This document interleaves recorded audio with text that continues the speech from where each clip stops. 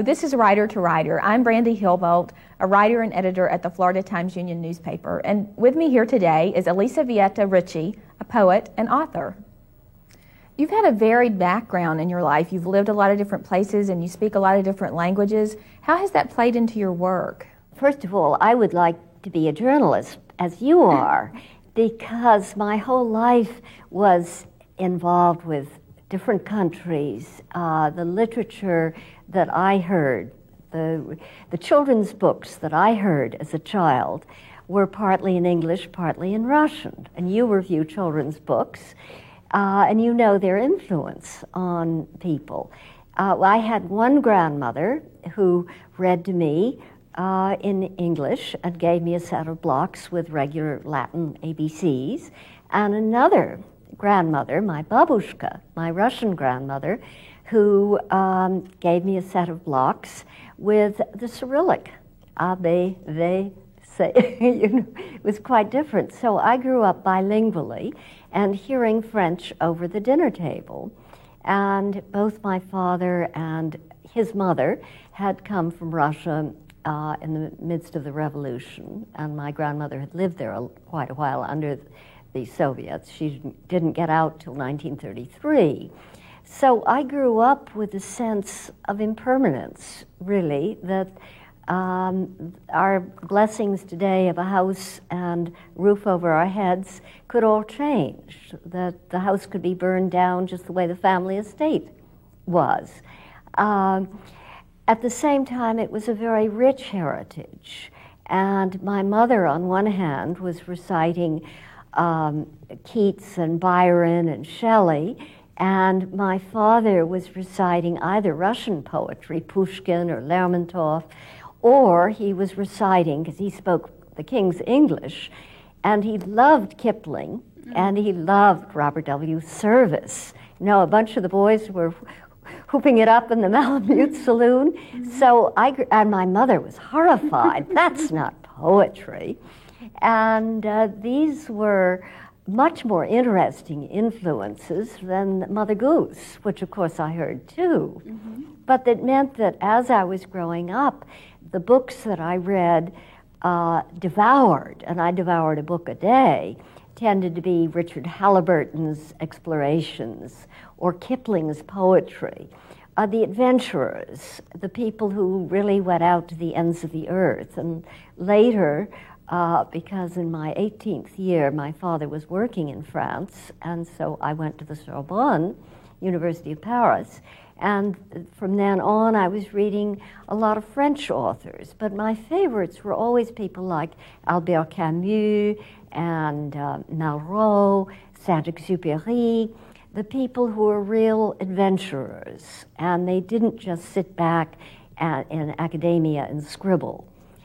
They were out really fighting for humanity in many cases, trying to tell the stories of people who couldn't speak for themselves. And in Albert Camus' Nobel Prize speech, he said that it's the duty of the writer to speak for those who have no voice, for the unknown prisoner. So my knowledge of Russian, even though it was never perfect, meant that I was particularly interested in the problems of writers in prison, and whether it was the Soviet Union or Eastern Europe, or later when we lived in the Far East, lived in Malaysia, but I traveled all around because the United States Information Agency had a program to send writers and scholars and anybody who had something to tell anybody else, which I didn't really think I did, but they thought so that gave me some confidence.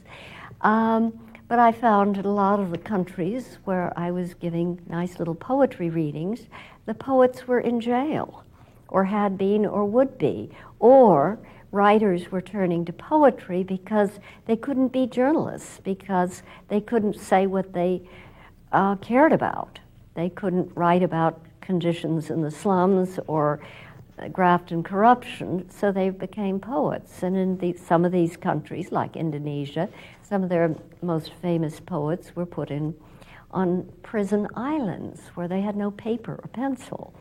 And so they had to memorize, just as the Russian writers like Solzhenitsyn had to memorize their novels, keep everything in their heads. Right. Do you think that varied background is what helps you write authentically from so many points of view? You don't just write from a woman's point of view. You write from a man's point of view, a child's point of view. You write from the point of view of elderly people, and you haven't even reached that stage in your life yet. Well, the editor of my earlier collection of short stories, Flying Time, wanted these to be all of a piece and in the same voice. And that frustrated me because I wanted to include some stories that were in different voices. So in my new collection, which is called In Haste I Write You This Note, every voice is different. And some people have said, oh, isn't this autobiographical? Well, no. But the wonderful thing about being a writer, as you know, being a journalist, you're interviewing people, and every day is a different experience. Right. And as a writer, every day can be a different experience because you're a different person. You work in several forms. You write poetry, you write short stories. How do you decide what you're going to do each day, and how do you work on that? I don't. I'll sit down at the computer to work on something, and then to add a line, to finish a story, but then suddenly I'll have what at the moment seems like a brilliant idea. It won't the next day, but that moment, for a paragraph in the novel. Later I may throw it out, but I haven't got there yet. I edit and rewrite. So I'm often sitting down to rewrite something because I know I have to look at it with a hard look and edit and change. Some writers have a very prescriptive method. They sit down at 8, they get up at 5, they have a very rigid schedule. But I understand that you write in snatches here and there. I'd love to sit down and write that way, and yet having 3 children meant that I didn't have that peace and quiet. But I was always thinking, and then the minute they were asleep, I was writing. I didn't answer phones or wash the dishes then. I did it all that when they were around.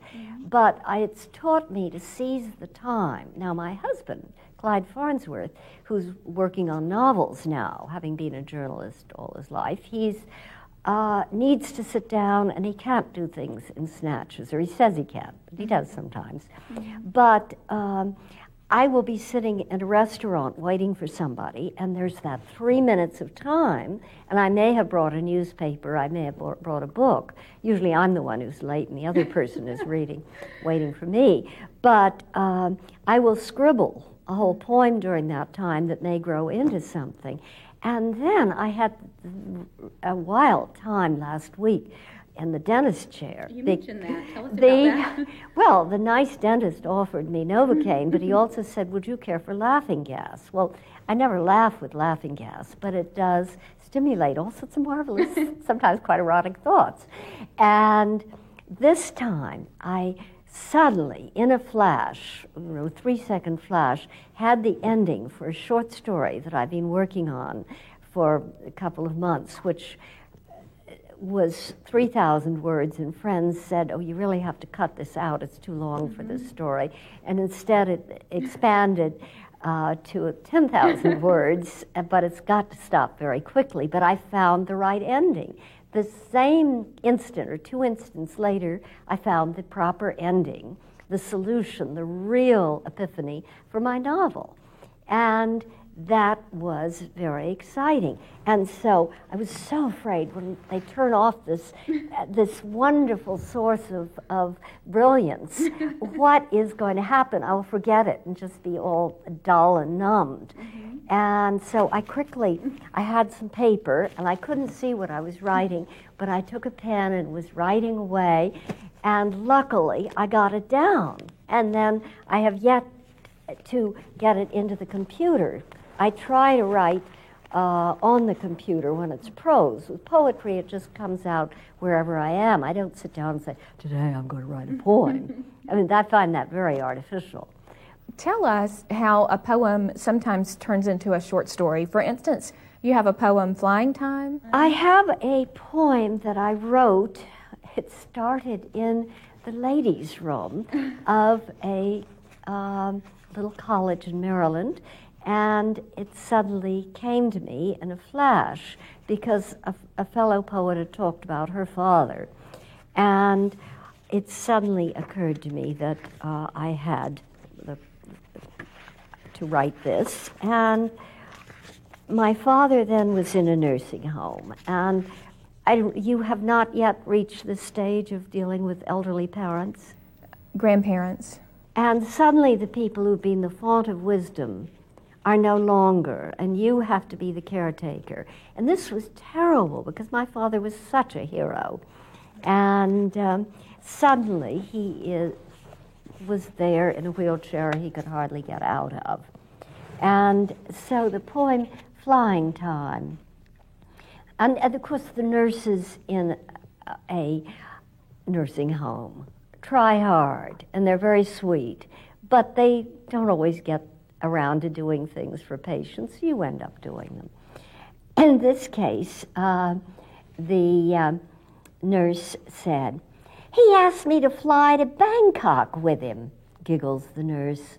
"I picture my father's wheelchair sprouting aluminum wings, his skeletal shoulders growing feathers, scarlet, vermilion, green, like a swan sired by a parrot. I hope you agreed to fly with him," I answer. "He was a famous explorer." She laughs, slaps her plump palms against her white uniform. "Lord, what a spaced-out imagination your daddy's got." His blue eyes watch us. I smooth wisps of hair like down on his skull. "My mad daddy, here are the springs of my imagination. At 84, may I too have license for madness." Meanwhile, I wheel his chair to his place at the table, between old Mrs. Silverman screaming, "Sugar, coffee, more milk," and Muggsy slopping soup on his neighbor. I set the brakes, fasten the seatbelt.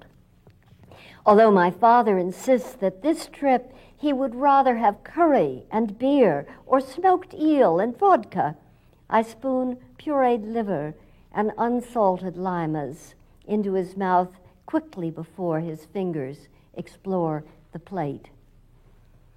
Downstairs in the ladies' room, by mistake, I enter the oversized stall with handrails, high commode, and the blue and white handicapped sign.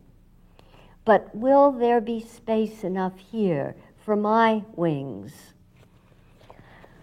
I wrote a lot about my father. The poet Denise Levertov has a wonderful poem where she talks about feeling there was something wrong with her for going back and writing about her parents and writing about her childhood. And Denise Levertov was an activist poet, a political poet, but she still kept circling back to her origins and how she was Russian Jewish, I was Russian Orthodox, not Jewish, and yet maybe there's something in the Russian influences that keeps pulling us back into our past at the same time as we keep crawling forward. But there is that need to go back and explore. It's such an emotional thing, first to have to live through that when it's happening to your parents, and then to have to relive it when you're writing about it. It must be painful. How do you deal with that? I think it's an effort to try to put a frame around it and understand it, the way people write about the Holocaust, which I've written about. I'm not Jewish, but I felt so much horror and sympathy that it is something that has led me to write about it obliquely. Mm-hmm. And I'm not a historian, but history is, we're all living part of history every moment. I understand you're wearing your father's shirt. Yes, this is one he had at the nursing home. I guess I bought it for him and sewed a name tape in.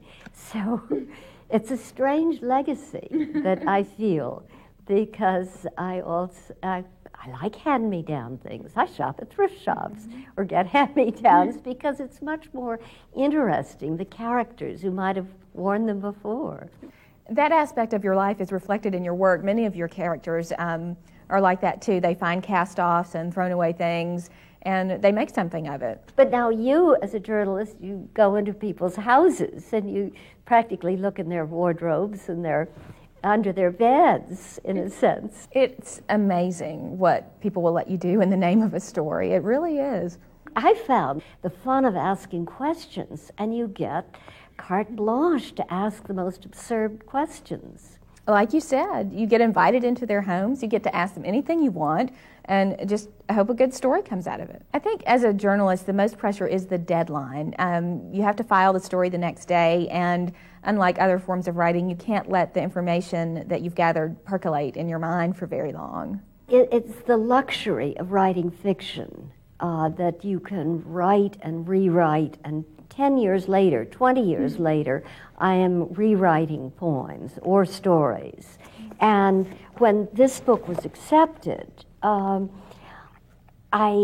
wasn't sure at all about any of the stories, and I showed them to some friends and who were writers, and they each had ideas on how I should arrange the book, and I shouldn't have this story there, I should have it there. That one maybe I should drop. This one I should expand a little more, not be in love with the writing, but work more on the character. So everything went through so many changes, every single page of the manuscript. It might be one word, it might be a paragraph, it might be the whole page was scribbled over because a need to rewrite. You seem to work well with constructive criticism. You seem to be able to do good things with it. Because I don't have the confidence without it. But with the current story, I've sort of said, the heck with what everyone else has said. I'm going to pursue it to the end. Writers have very different approaches to that. Some of them say, I write the whole thing and don't let anybody look at it until I'm finished. And some writers say, I edit as I go. Some writers have a select few that they use as their screening audience. It just works different ways for different people. I've done it and then have lost heart. It's better to have finished your first draft and maybe your second and third. When you said losing heart, I imagine that. You know, people are saying expand this, take this out, edit this, and somehow you take all of that conflicting advice and you battle through it and you do it and you don't lose heart. Well, the things were pretty much written by then, and they could argue that the language of a certain teenager was not up to. It was fine 10 years ago, but not today. So that's the sort of help you need, and just sometimes having someone else point out that you're being arch, or as I tell my own students, you know, maybe a little bit of a cliche. And the fortunate thing about poetry, you don't have to tell the whole story. A poem is like a puzzle, and you expect the reader to bring the other half of the story to it. But with a short story, you're supposed to satisfy the reader at the end. And Clyde, my husband, argues sometimes that I don't tell enough of the story. I leave too much up to the reader. But then I'm not a journalist. Now you have to get everything in those first few inches. That's right. Whereas a short story writer, novelist, wants to stretch it out and tease the reader along. I find that fascinating that you work in both forms, short stories and poetry. And essays and memoirs, and I have done some journalism, but I found it was rather inhibiting to worry about facts all the time. You have to get everything right, whereas in a story you can invent. But as the novelist Mary Lee Settle said, she writes great thick novels of the South, she said you have to get the facts, the little facts right, and then you can tell the big lie. And since I'm very interested in science, biology, I would rather read the science section than the book review section, really. The book review section is too daunting, discouraging, because someone else has done 13 novels, and I'm just struggling with some unwritten ones in the attic, or unfinished ones, because I think they could always be better. Right. And I think that the rewriting is, though, important, and that is a luxury. It is. The cliche in journalism is, give me something good today instead of something great tomorrow. You are compiling history, and somebody may wrap their fish in it, and they don't wrap their fish in a literary magazine. You know, the issues, for instance, of Calliope magazine, which Mary Sue Koppel edits, are absolutely beautiful, with beautiful artwork, and the juxtaposition of paintings and poems and stories is a wonderful one, and one discipline inspires the other. But you'd never throw those away. When I said that, I didn't mean to imply that it wasn't of good quality. It's just a different process. It's speeded up, and it's not very permanent. It is a permanent record. Somebody is keeping track of those. It is in the library, that's right. But that just is not the same thing as having Calliope sitting on your coffee table or books stacked up in front of your shelves.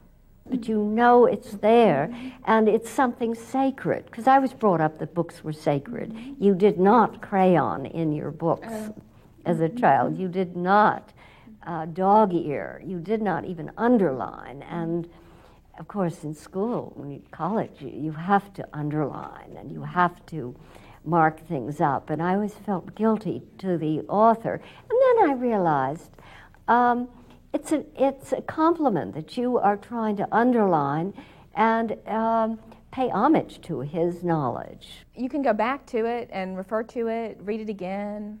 I had a very eclectic lot of courses, and I was as fascinated by zoology and geology as I was in literature and history. Everything was interesting. Had you published any short stories that your father got to see, or did all of that come about after you started to care for him? Some of them he did see, and my stepbrother said, well, we know you write these things, but do you have to publish them? Why did he say that? Is it because he felt they were too personal? They were very personal, But that's what makes them ring true. I hope so. I've had the compliment of people crying over some of my work, and sometimes they laugh over it.